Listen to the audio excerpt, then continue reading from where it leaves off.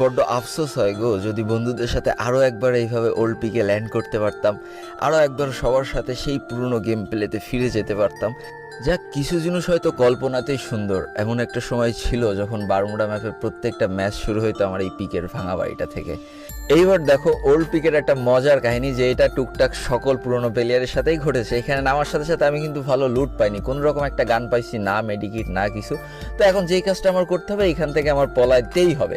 আজকের দিনের নতুন পিকেতে নামার সাথে সাথে লুট পেয়ে যাওয়া, নামার সাথে সাথে ভালো গান স্কিল পেয়ে যাওয়া, ইটস ওকে।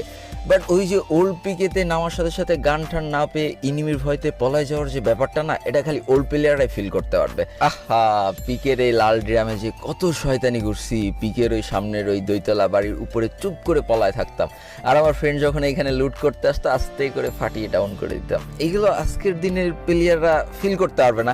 আমার এই কথাগুলো শুনলে অনেকে হয়তো হাসবে, অনেকে হয়তো পাগল বলতে পারে। আর যারা সেই পুরনো প্লেয়ার আছে তাদের অলরেডি খারাপ লাগা শুরু হয়ে গিয়েছে, যেমনটা আমার লাগতেছে।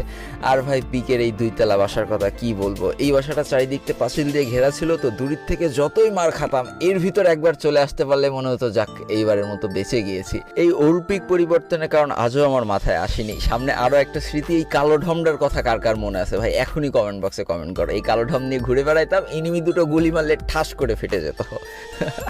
আর ভাই, এটা যে সময়কার গেম পেলে, তাতে এই যে আমার হাতে যে 2 BCটা, এটা ছিল সেই সময় মোস্ট পাওয়ারফুল গান। কেন যে বললাম তা তো তোমরা টের পেয়েছো। কোনো রকম দুটো বাড়ি দিছি, এনিমি ক্লিয়ার।